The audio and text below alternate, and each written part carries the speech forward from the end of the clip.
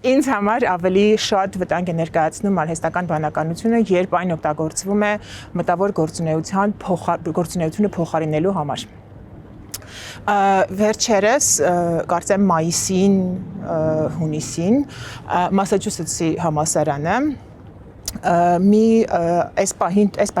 ամենախորքային ուսումնասիրություններ հրապարակել, որտեղ որ ուսումնասիրել էին, թե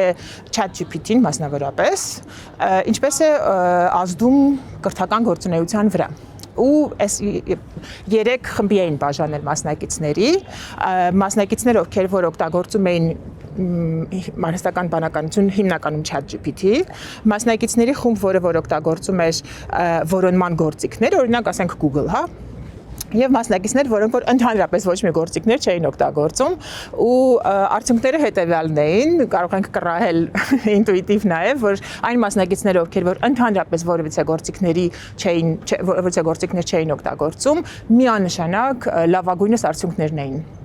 դրսևորել, եւ այն մասնակիցները, ովքեր որ օգտագործում էին ChatGPT-ն առանց որևիցե մտավոր գործունեության մեջ ներգրավվելու,